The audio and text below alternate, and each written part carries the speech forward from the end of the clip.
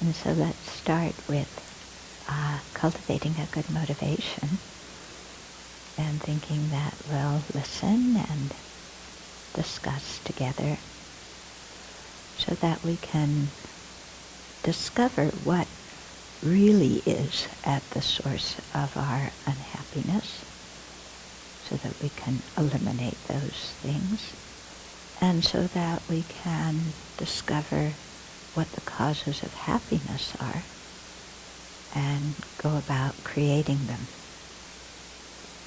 And let's do this with a feeling of interdependence on other living beings, recognizing that we're all in the same boat. We all want to be happy and not suffer. And so with an intention to develop our good qualities fully, to purify our mind stream, and to attain high spiritual realizations, including full awakening, so that we can be of the greatest benefit to other living beings. So contemplate that just for a moment and make that your intention or your motivation for being here.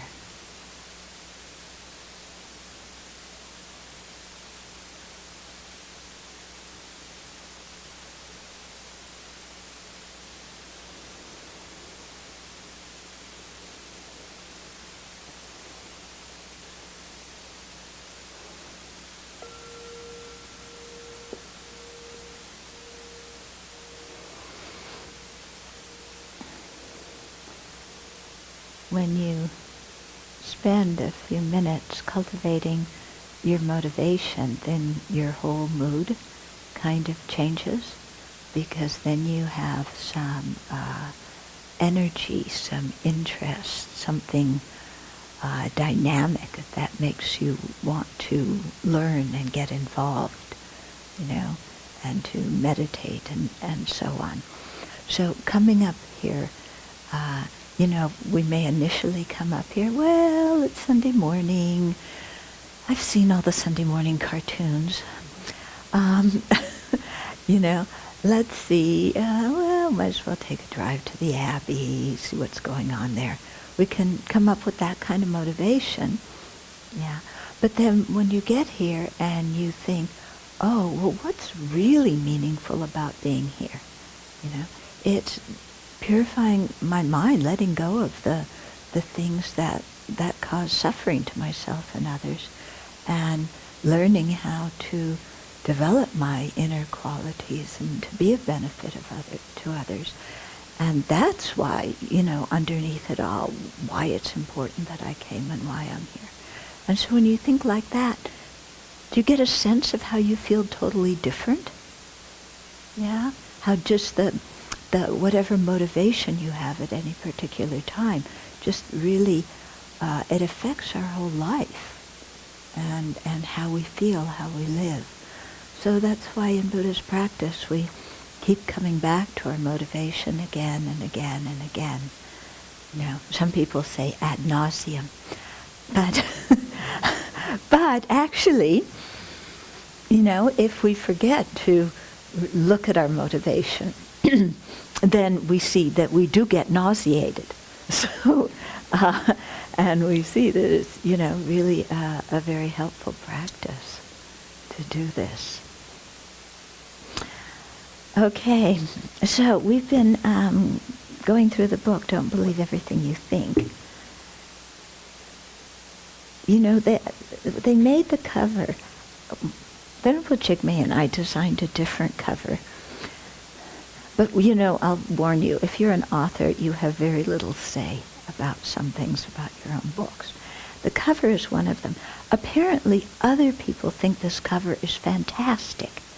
They say, oh, I really get it, a dark cloud.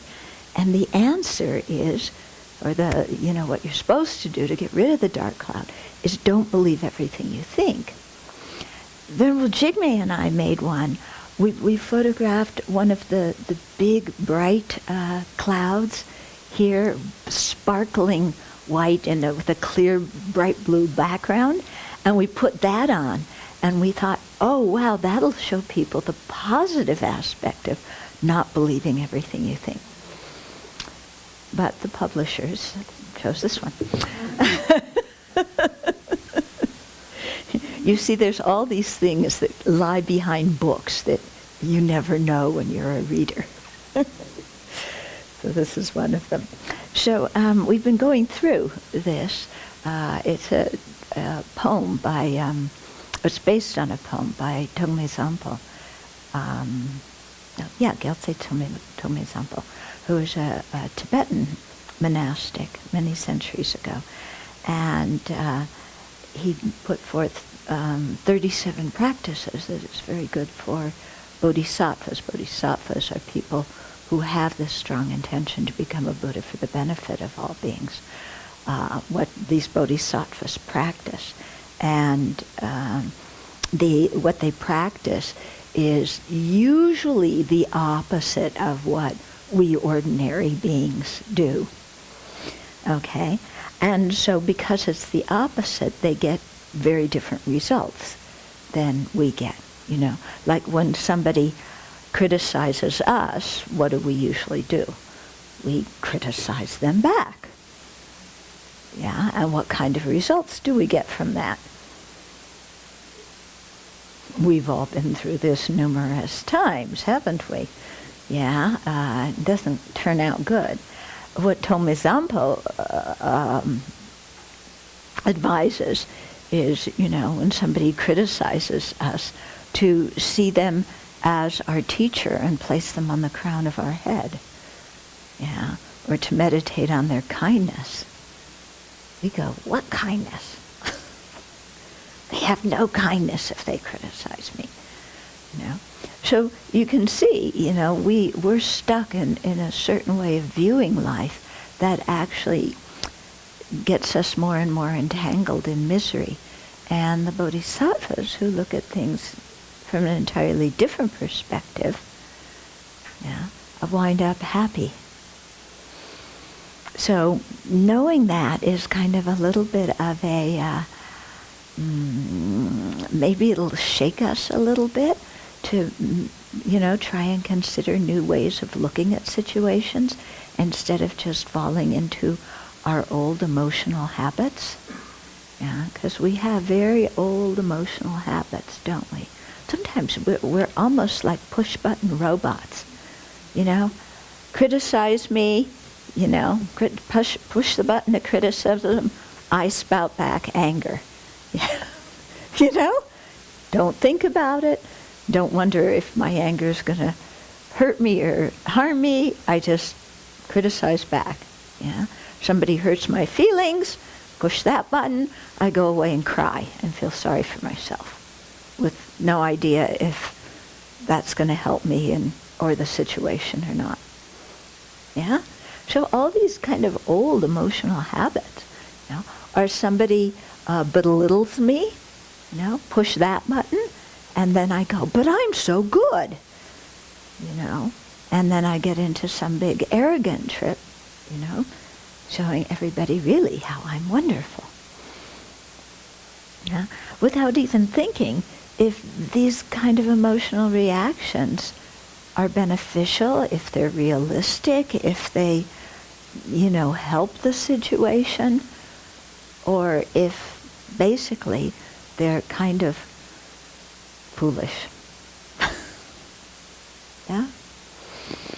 So, you know, Tongme Sampo challenges us to look at a lot of these things and then shows us ways to frame a situation in a different way, you know, to look at it in a different way.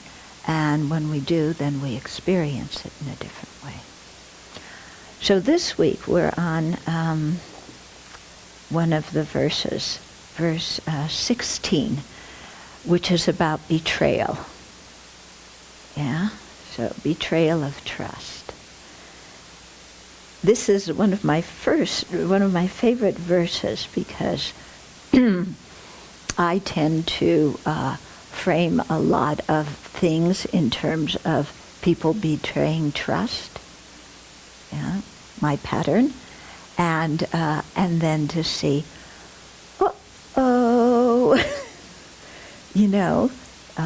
my framing things this way is a story that I'm making up. It's not actually what is happening. Yeah. Okay, so the way the verse goes, it says, even if a person for whom you've cared, like your own child. Okay, so take a minute. Think of a person that you've really cared for. They use the example of like your child. It doesn't have to be your child or a person who's dependent upon you like that in the way a child is, but somebody, they're using the example of a child because people love their kids, yeah? So think of somebody that you've really cared for, you've really gone out of your way for. You've been really fond of them and loved them and trusted them and had an idea of how the relationship was going to develop in the future and what a wonderful relationship it was going to be. Okay, so think of something like that. So even if a person for whom you've cared like your own child regards you as an enemy. Okay, so there you are. You had all these positive feelings, all this trust, all this expectation of something wonderful in the future. And suddenly this person turns on you and regards you as an enemy. Yeah? Then what? How do we usually feel? Yeah, we feel devastated, don't we? Yeah. And sometimes we go into the thing of blaming ourselves. What's wrong with me? Other times we get angry at the other person. What's wrong with you? Other times we get angry at the universe. Why does this happen to me? It's not fair. So there's a lot of hurt and there's a lot of anger. And we tend to, blame, because it's not fair. We loved and cared and trusted somebody, and then they turn around and hurt us. And usually, from our viewpoint, there's absolutely no reason for their behaving in this way. Yeah? We feel like it's like came out of the blue, and what in the world's going on? Yeah, we've all had this kind of experience, haven't we? But I think when we've had this experience, we usually think that we're the only one who's had it. Yeah, I know for me, when I think back upon those things, I just feel like nobody else has ever hurt as much as I am hurting right now. It's impossible. No one else has ever hurt this bad. No one else has ever had this kind of betrayal of trust. Is that how you felt? This happened to you? So then we tend to get, in addition to the hurt and the anger, we also get depressed. And we block ourselves off. Nobody understands me. Nobody's ever experienced anything like this. Who can I turn to for help? Yeah? And we just kind of, we're like the turtle that just shrinks back into its shell. Yeah? Even though at that time, what do we want more than anything? We want love and connection, don't we?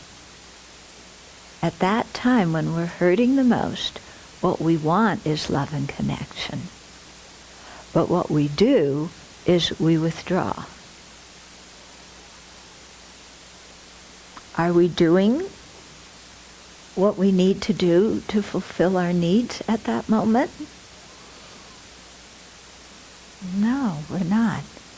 In fact, people come around and they try to be kind and we push them away.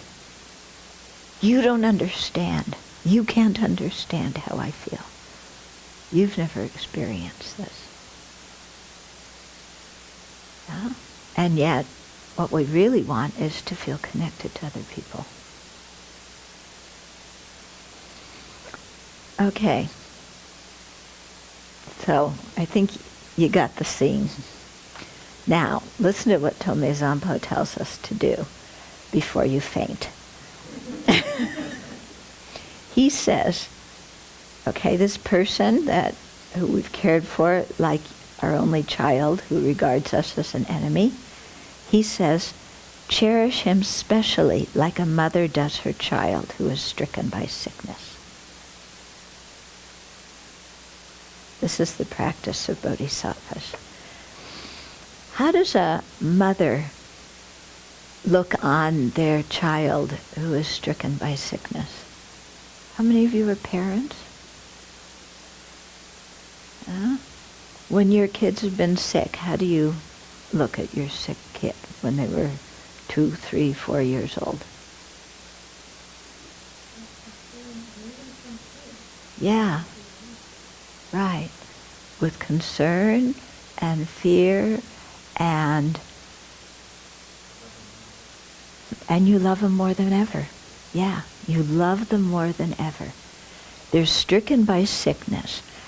Let's say you have a kid who has a very high fever. Yeah? How does your kid with a high fever acting? Yeah? Like crazy, aren't they? You know, when we have high fevers, we almost delirious. Our minds are not thinking properly. So you might go to that kid, to try and put a cool cloth on their hand, and what do? They scream at you. Yeah. You may try and, take them to the doctor, and what do? They hit you. Yeah. So from your heart is completely out to that one living being with so much love. And they can't see your love at that moment. Yeah? Because of their sickness, because of their fever. So they're hitting you, they're screaming, they're throwing things. Yeah? But you love them more than ever. And you don't hold it against them that they're acting that way, do you? Because you're completely aware this child is not in his or her right mind at this moment. The illness is making them act this way. Because normally the child isn't like this. Yeah. So you don't hate the child, you don't take it personally. When the child is screaming, you don't take it personally because you know it's due to the illness. Yeah. So there's not even any need to forgive because there's no anger there to start with. Because the understanding from the get-go is this child they have no awareness of, what's going on. They're a sick child, that's it. So what about these people who we have trusted, who we had so many expectations of having a wonderful relationship with in the future, but who then turn their back on us and harm us? Aren't they sick with the afflictions of ignorance? Yeah? Sometimes they turn around and blame us for things. Yeah? Aren't they ill with the devastating illness of anger that blinds them from seeing things correctly? Or aren't they, haven't they fallen prey to the illness of greed or arrogance or vengeance or whatever it is, or downright ignorance? Yeah? To be, they don't recognize kind of what the relationship was or is or could be. Yeah, or self-centeredness. They're just overwhelmed by their own self-centered mind. Yeah, so if we see, a person who treats us this way as being overwhelmed by their own disturbing emotions, by their own afflictions, and the afflictions are the source of suffering of all of us beings in samsara. Yeah? So by acting in this way, they're actually creating the causes, the karmic causes, for their own misery in the future. By being hateful and spiteful and, lacking loyalty or lacking, care and consideration, they're creating the causes for their own suffering in the future. And the way they're treating us is in a quite ignorant way. So looking at them that way, can we have some sense of empathy or compassion for their situation, for the fact that their mind is so overwhelmed by afflictions at this moment that they can't see straight, and the fact that they're creating, incredible negative karma that will bring them suffering in the future? Okay. So you see that the first way of looking at things is looking at it from our way. I cared for them so much. I trusted them. I had these dreams. I did this. I did that. And now they did this to me. The second way is what is happening for them? Yeah, regardless of who they're acting unkind towards. What is happening to them? Yeah, they're like insane due to their own afflictions. Mm-hmm. And they're creating the causes for suffering themselves. So what use is there in me hating them?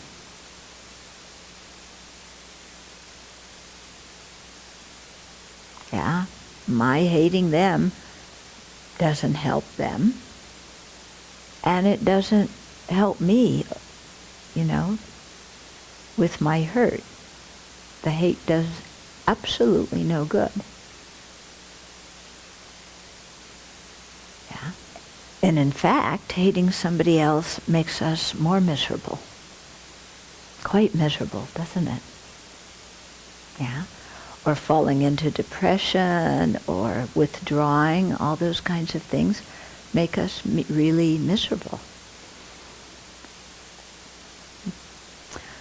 Many years ago, actually it was in 1987, I went to Tibet. There was a period of time where the communist Chinese were letting tourists into Tibet. And so I went for 3 months, and one of the places I went to was Ganden Monastery. It's one of the famous monasteries. It's about an hour and a half outside of Lhasa, the capital. And the monastery is up on a pretty big mountain, hill, something between a mountain and a hill. Yeah, and so we had to take the bus up this windy road, long time, to get to the top of the hill. The monastery had been largely demolished during the Cultural Revolution. You had these young boys from poor families who joined the People's Liberation Army because that was a chance to make some money, to send money back to their family, or to advance, or to get an education, or, to get out of the suffocating village that they were living in. So these young boys joined the communist army. They came to Tibet. They were sent there. And they destroyed monastery after monastery after monastery. And Ganden Monastery was a huge monastery. There were over 3,300 monks there, on the top of this mountain. And it took a long time for the bus to get up there. And in 1959, I'm sure the PLA soldiers didn't go up there in a bus. They walked. So it was like really draining and straining to walk up there, and then to get up there and then just destroy a monastery, taking bricks down, demolishing temples, taking the statues and smashing them, burning books. I mean, they had to put a lot of effort into destroying a monastery where there were nearly 3,500 people. Okay? And they did a good job of destroying it. It was pretty much a mess. I mean, a big mess. And I thought, I looked at that and I thought, wow, these kids, uninformed kids who joined the People's Liberation Army with the thought to make some money for their family or get ahead in life. And they exerted so much effort to climb this mountain and to smash buildings made of stone, and burn libraries and smash metal statues.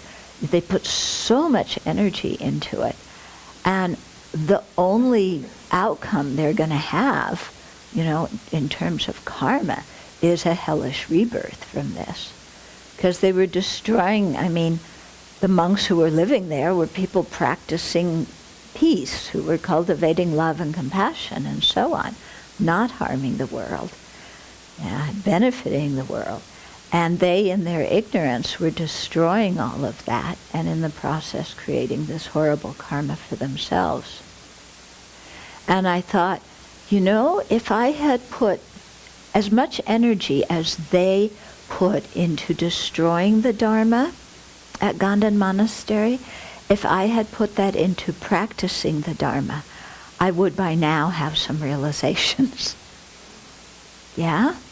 Because it was really hard work what they did. And I found in understanding the situation that way that I couldn't be angry at them. I couldn't be angry at these soldiers because they were acting completely under the influence of their own ignorance, not having any clue of what they were doing, and especially not having a clue as to how they were creating the cause of their own suffering by harming others. So it was quite an experience for me, because usually these kinds of things, if you're somebody who kind of tends to be more a social activist, this is the kind of thing that really riles you up. It didn't. It was like, oh my goodness, look at what these kids did, and there's no way I can hate them. All I can do is have compassion. So I used that, because it was an experience in my own life, as an example of how in another situation, maybe somebody who I had trusted and cared for turned around and harmed me unnecessarily. And how it's possible in those situations to look at that person as a mother does her child stricken with sickness, as somebody who is out of their mind with the delirium of the mental afflictions. Sometimes it's harder to do that in a social situation with strangers. Sometimes it's harder to do that with people that you know. Because the idea is the people I know, they really shouldn't treat me bad like this. Strangers, okay, maybe they're a little nuts. But the people I know and trusted, how could they be so nuts as to do this? But when we really understand what mental afflictions are and how we all have them and how we get overwhelmed by them and are totally blind at that time, then we can understand how other people, betray our trust, because suddenly we understand also how overwhelmed by afflictions we have betrayed the trust of other people in the past. Yeah? And that's kind of one part of it that may not be so comfortable. Yeah? Because we like to think of ourselves as really kind, wonderful, benevolent, people. We don't like to see ourselves as inconsiderate jerks. But can you think, looking back on your life, is there some time when you maybe betrayed the trust of someone else? Yeah?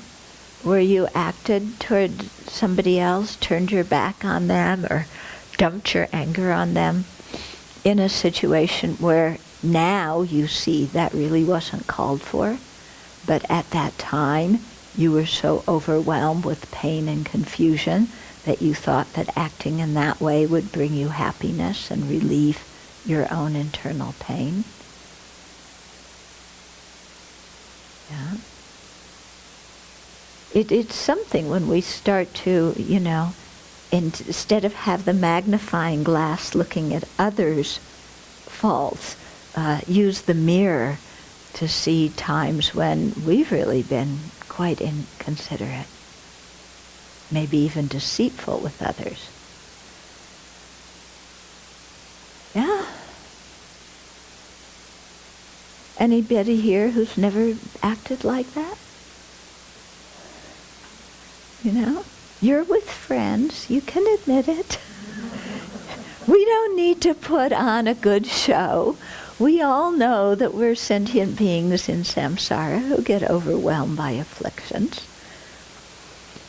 Yeah. So, we can admit it. And then when we look back in the past and see sometimes the really rude things or awful things we've done to other people, sometimes we may have had an intention to hurt them. Sometimes it was a knee-jerk reaction from our own misery. But we can understand how people who are usually good people, because we like to think of ourselves as a good person, can get so overwhelmed with pain and confusion that they, hurt others. And if we can understand how we do that, then we can understand how other people do that. And just as we know that simply because we blew it in one situation, it doesn't mean that we're awful people forever, then we can look at this other person, and just because they blew it in that situation doesn't mean that they're awful. Yeah.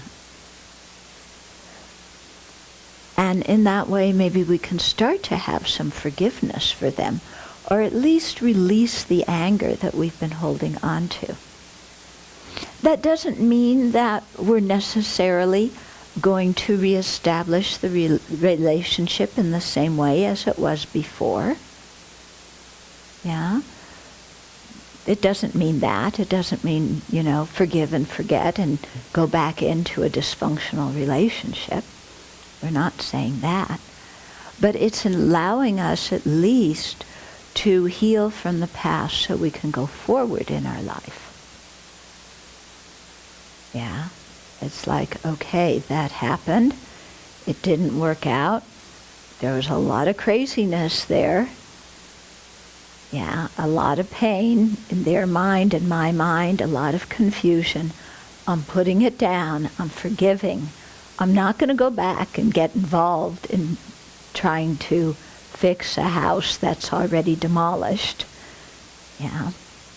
But I'm going to go forward in my life, but with a heart of kindness. Because I don't want to live the rest of my life in bitterness. Yeah. And that's really important, because when people have betrayed our trust, so many people, you, like I said, you contract into the turtle shell of protection and become very bitter. And don't trust other people again and just see the world as an awful place or become quite cynical. And who wants to live the rest of our lives like that? Yeah, can you think of somebody you know who's very bitter and cynical? Yeah, do you want to be like that person? Yeah. Okay, so we don't want to be like that. So we have to help ourselves to put things down so we can go forward with a positive attitude and with confidence and with kindness. We do get very stuck in the short view, and especially in the, what have I done to deserve this? You know that one? Yeah, but the view of karma really makes us expand our mind. Yeah, what did I do to deserve this? Well, sometime either earlier this life or in a previous life, I probably did something similar to somebody else. Yeah. In the case of trust, many of you have heard me talk about Rosie Knox before. In my 6th grade class, yeah, those of you who have been 6th grade girls understand, and we had our little clique, and I decided that I wanted Rosie Knox out of that clique. And Rosie Knox was my friend. Yeah, we had gone to school for many years together. She was my friend. And for some reason, I have no idea, I turned my back on her, and with the vengeance of a 6th grade girl, yeah, I said, she's got to get kicked out of our group. And I convinced everybody else to kick her out of our group. Yeah. I'm waiting for Rosie Knox or one of her descendants to come to a Dharma talk so I can officially apologize. So that was pretty obnoxious. Yeah. And when I look on other things I did as a child, how sometimes I treated other children, I was a brat. A total conceited brat. Well, so then why am I so surprised when, this kind of stuff happens to me? I should say, but that was 6th grade, I was different then. Well, of course I'm different, Yeah, thank goodness I'm not a 6th grade girl anymore. But there's a continuum there, and those karmic seeds were planted. So I experience the result right now. And so I've got to be really careful, not just when I'm a 6th grade bratty girl in a future life, not to do like that, but when I'm an adult in this life, not to betray other people's trust and confidence. Yeah? Because I can't say that, that possibility doesn't exist within me now. I'd like to think it doesn't, but I'm not so sure. My mind, if my mind gets really nutty or hurt, who knows what I'll do in my confusion. So I've got to really be quite careful and make sure I don't hurt other people. Because, now I'm experiencing the result of what I did to Rosie Knox. Yeah, I don't like this result. I don't want to create that cause anymore. And I don't want to be the kind of person who goes around being so insensitive to other people's feelings, like I was in 6th grade.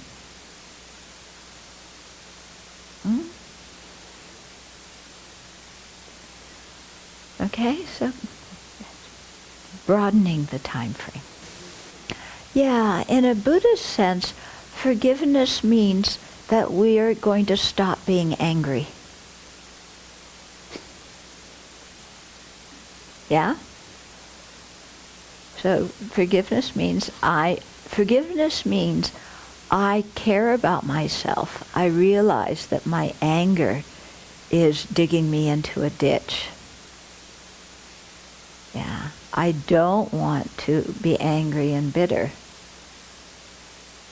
So I've got to develop some way of letting go of this anger that does not, justify what they did and say, oh, it was okay what they did, because maybe what the other person did wasn't okay.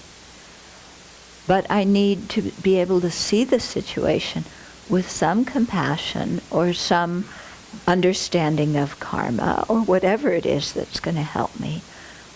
Because I don't want to grow old being angry and bitter.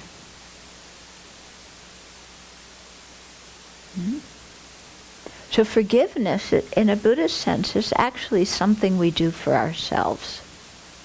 My forgiving somebody else doesn't benefit that person.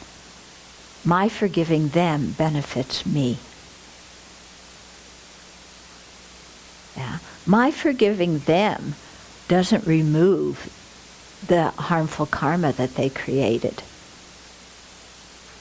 Yeah. But it prevents me from creating harmful karma in the future. Through being angry and vengeful and so on. Okay?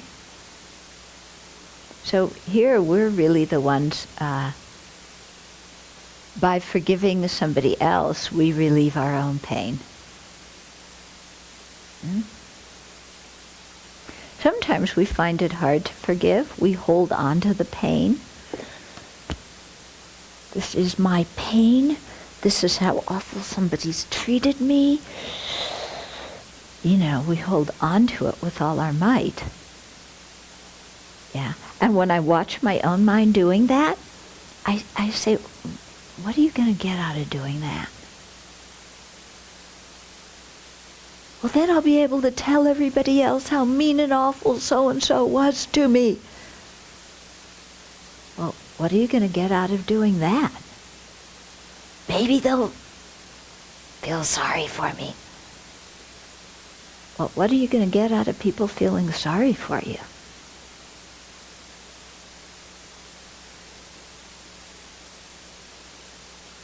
That's the question. Really, I ask myself, what am I going to get out of people feeling sorry for me? Are they going to be nicer to me because they feel sorry for me?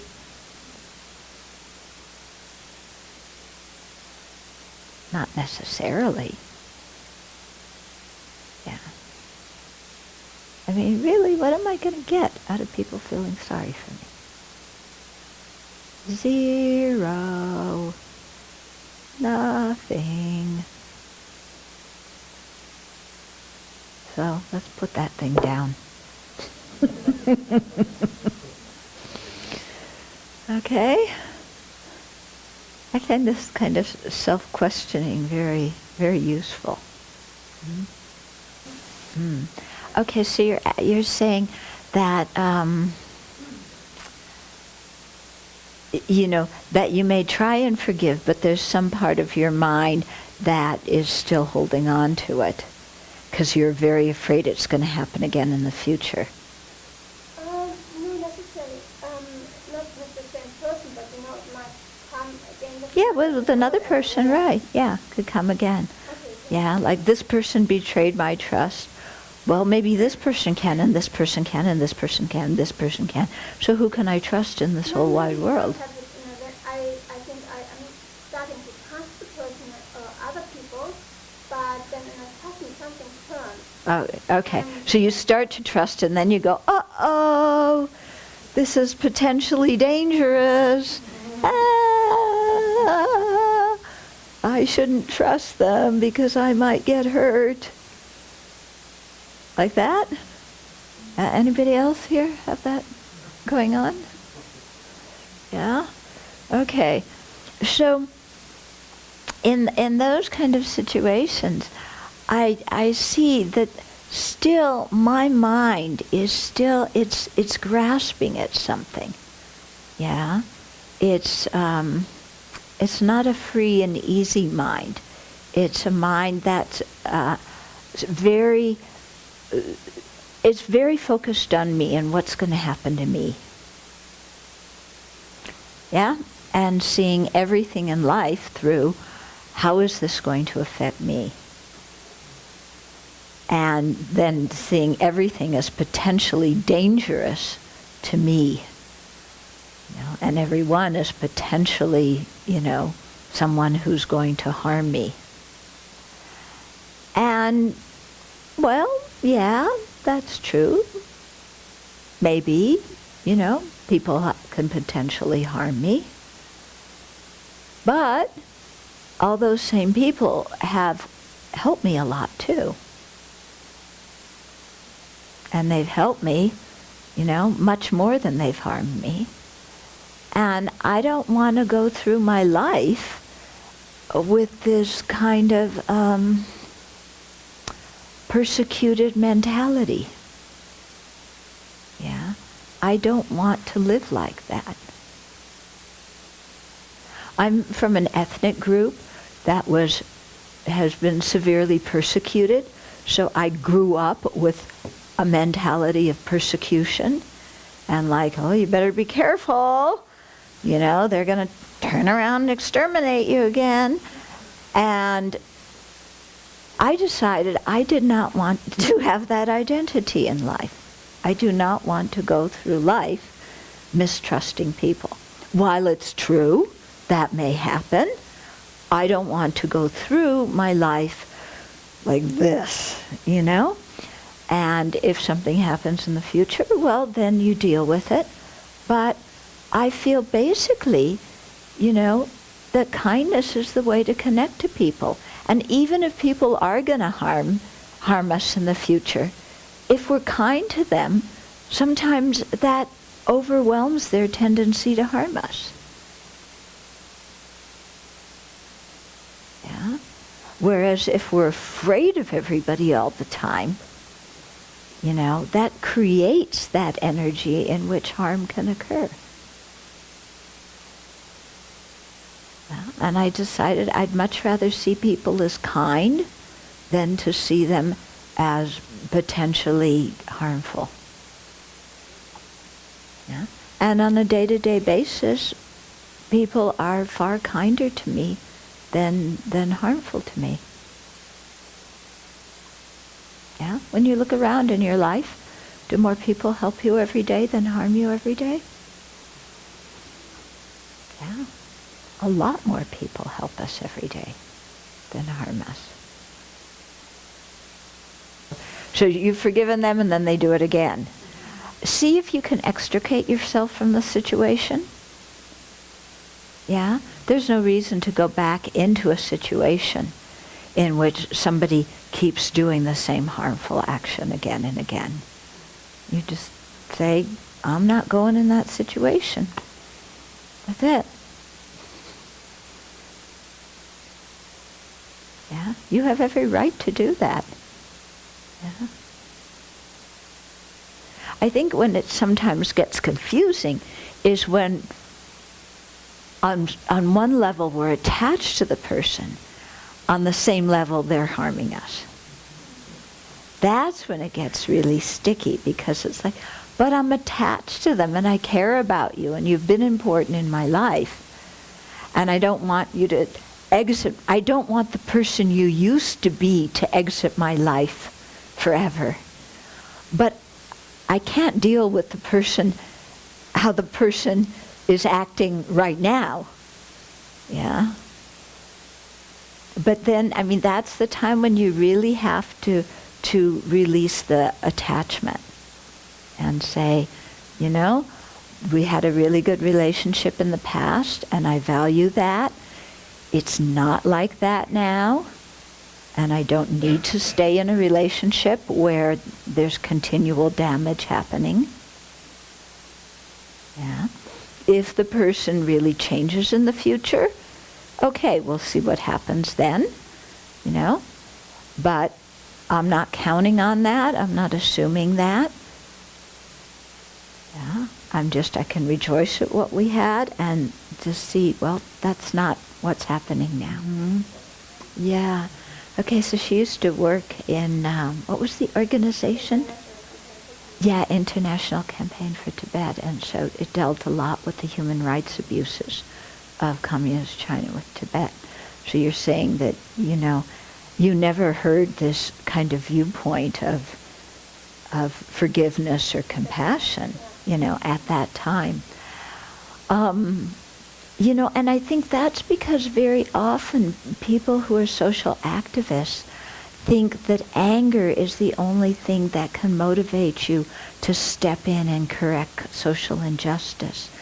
But His Holiness Dalai Lama's message is there is another choice, and that's compassion. And compassion can be a very strong motivator for intervening in situations of injustice. Yeah. I don't think to say that this campaign was person or No. So, No. I mean, it was my personal and our people were yeah. So your particular group. But this is a common kind of attitude amongst people who are socially active. You know, I mean, they really struggle with it. Really struggle, you know, because there's a lot of anger. And yet they want to do something that's good. And yet, you know, when you're angry, it's very difficult to create good. Right. Yeah.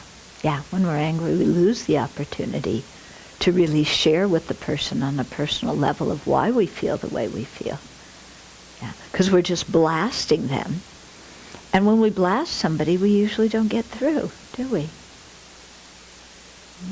Okay, so you had the experience of somebody betraying your trust in a volunteer situation, and you realized 8 years ago you did exactly the same thing to somebody else, and you don't know where the person is to go and apologize, but how can you really purify it? I think through your meditation, through the applying the 4 opponent powers, yeah, so regret and restoring, you know, refuge and bodhicitta, making a determination not to do it again, and some kind of remedial behavior. Yeah, and then you do that, and then think of situations that you could be in now or could encounter in the future where possibly you could do that again. Yeah, and, you know, because the situation would be like the situation 8 years ago, and think how else in that kind of situation could I view the situation so that I could act in a different way. Yeah.